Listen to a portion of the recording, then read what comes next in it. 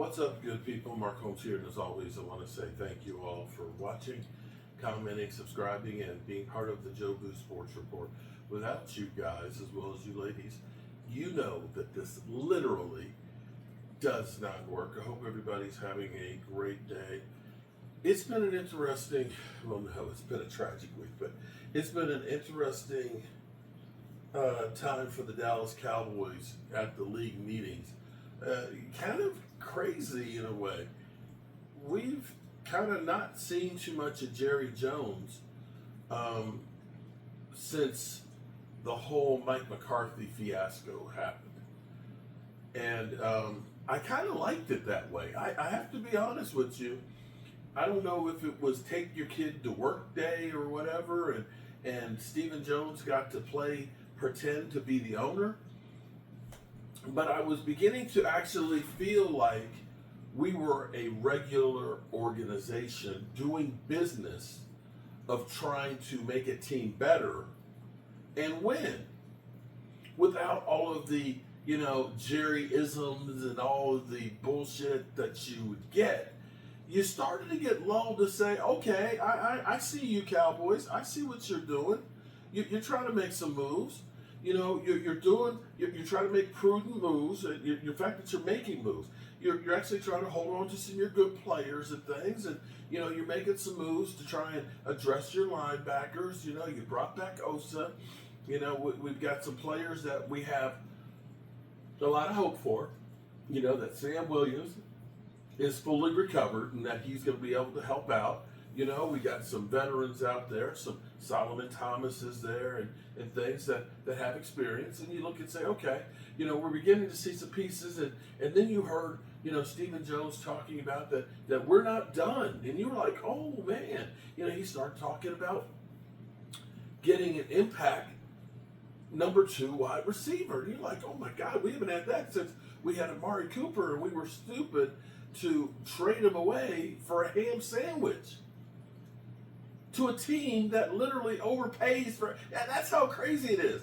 When you see that the Cleveland Browns finally admitted they screwed the pooch when they gave Deshaun Watson $230 million fully guaranteed. But yet the Cowboys, they only got a 5th round pick. That alone lets you know how stupid that move was, that we only got a 5th round pick for Amari Cooper. And they paid $230 million and a couple of ones for Deshaun Watson. But be that as it may, you started feeling good because he started talking about trade, that maybe a big trade was coming. And then we got bitch slapped both ways by Jerry Jones. First we heard that, these deals have been discussed, offers have been made, the highest, amount of money. Now, that's, you can put, they could come to me and say, you know what, Mark, we're going to write you a contract for $501 million, because I think, didn't Pat Mahomes have a $500 million contract? But see, the thing was, only like $90 million was guaranteed. They could come through and say, Mark, hey, Mark, we got a contract for you and Joe Boo. We're going to pay you a contract of $500 million. And you see, we're going to guarantee $1 of it for you. So here you go. Side on the dotted line. It's going to be a 50-year deal. We know you're not going to be around for 50 years, but it's okay because we're going to make you the highest paid in the NFL. And it's like, but it's $1. It's $1. It's all it's really worth. So you don't know what it's actually offered. But the thing about it is Jerry Jones started developing this relationship. And see, you see how this went. See, he had, hey, Micah, why don't you come to the national championship game and you can hang out with me in my suite and we can talk about things that the Dallas Cowboys need to do because, son, we're in this together and we're family.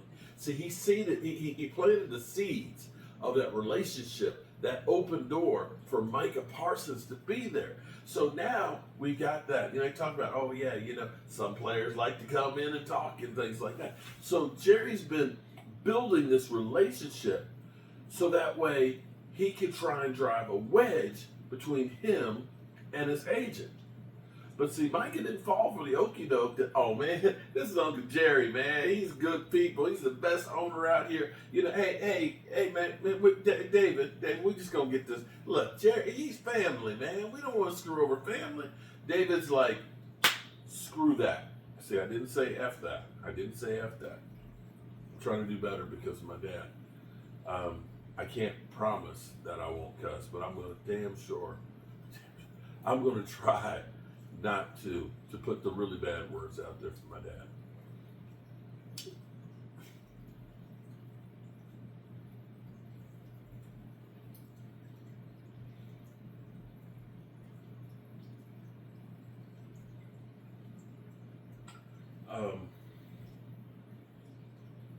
But Jerry planted those seeds there to try and get himself in.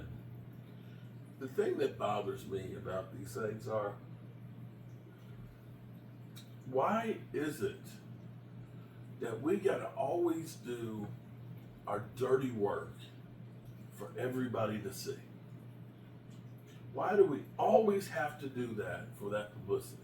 And it seemed like we weren't doing this bullshit until they said Jerry Jones is going to take the lead on the contract for Micah Parsons. Did you notice that?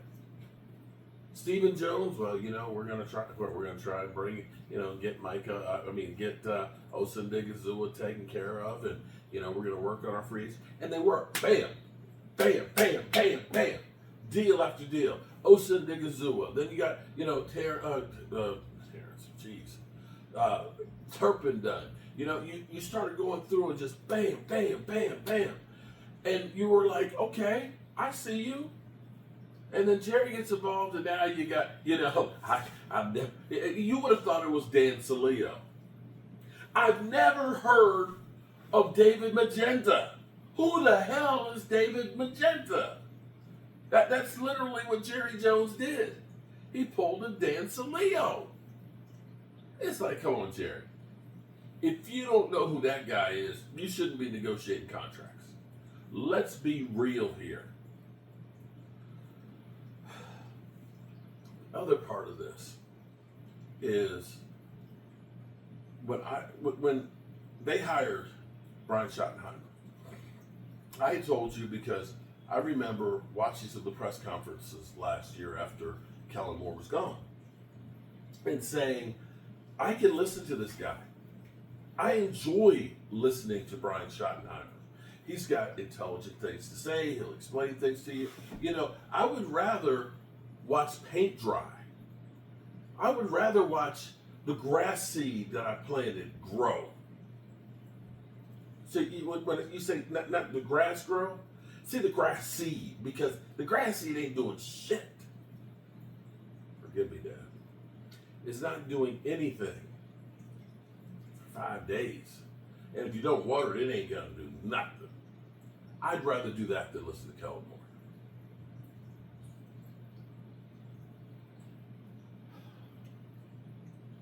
But you got Tyler Guyton already saying, this feels different.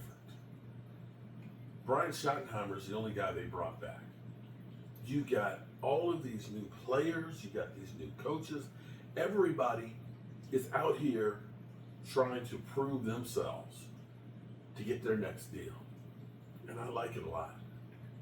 You can see Dak Prescott, he ain't wasting no time. He's getting himself in shape. What'll be interesting to see is how the contract is done with Micah, if there's incentives for him to be there for OTAs, which I wouldn't be mad about. Because, you know, it's not so much that I'm worried about you being in shape as it is creating cohesiveness and a leadership role of being there. It's hard to be the leader when all those guys are there sweating and lifting weights and doing all that stuff together, and the leader's not there. So we'll see what we're going to see. Saturday is the autograph signing show. Micah Parsons will be up here. And I remember last year that Trevor Lawrence got paid on the Wednesday before that autograph signing show. It'd be interesting. You see Micah there after getting his record-breaking deal. See if he gets a discount, or gives a couple freebie autographs and stuff for a friend, so to speak.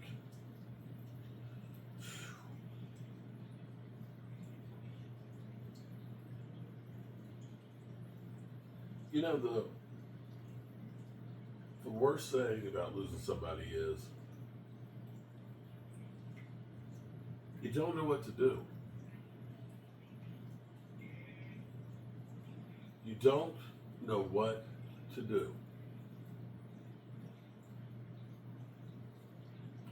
Talk to my mom 3-4 times a day.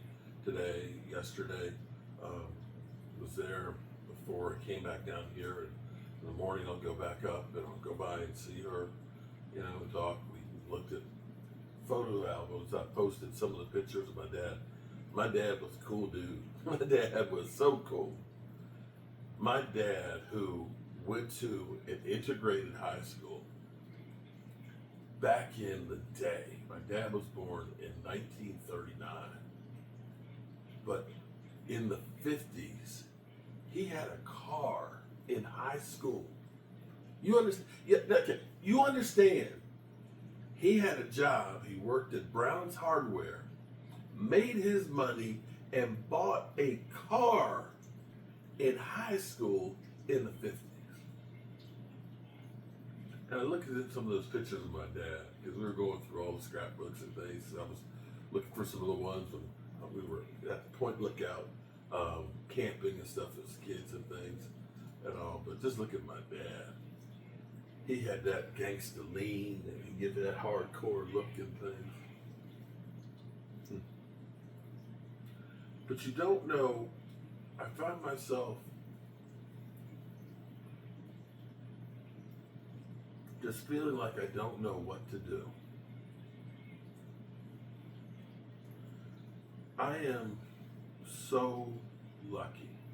I've had so many people I have not seen or heard and talked to for so long. I originally got started in an NFC East trash talking group because I remember Jen Donnelly on Facebook had come in and said, I need more Cowboy fans in here to help fight off these Eagles and Giant fans. And I joined that, and there was about 120 of us. And I made a post on Facebook about losing my dad, and I saw so many of them, from Amanda Helms to Tommy Eagle, who's Tom the Moron, and Dale, who's the one who really gave me the idea of having Joe Boo. Tony Frontera, I probably mispronounced his last name, who's a Giant fan and things like that.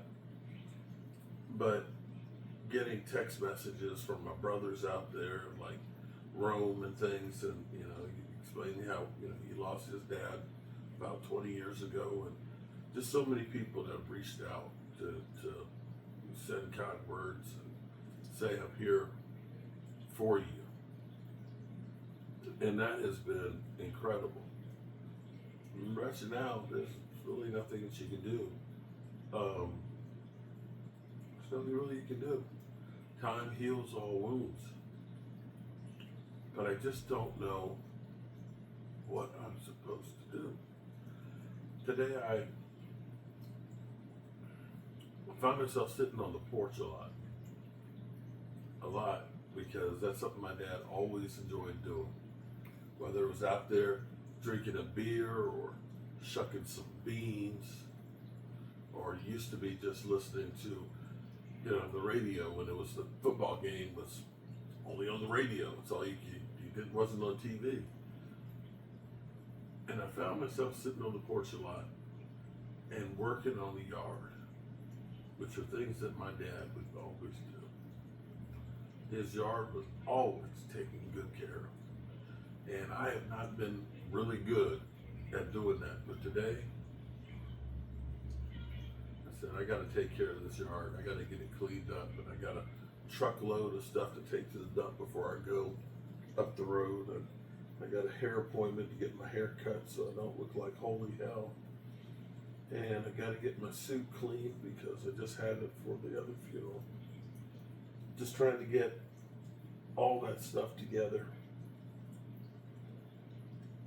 But I just feel lost more than anything else.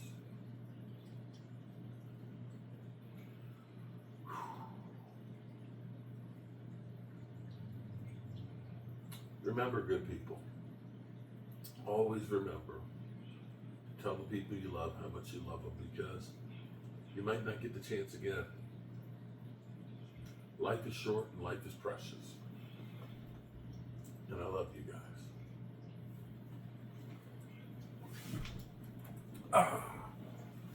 And God willing, we'll all see each other tomorrow.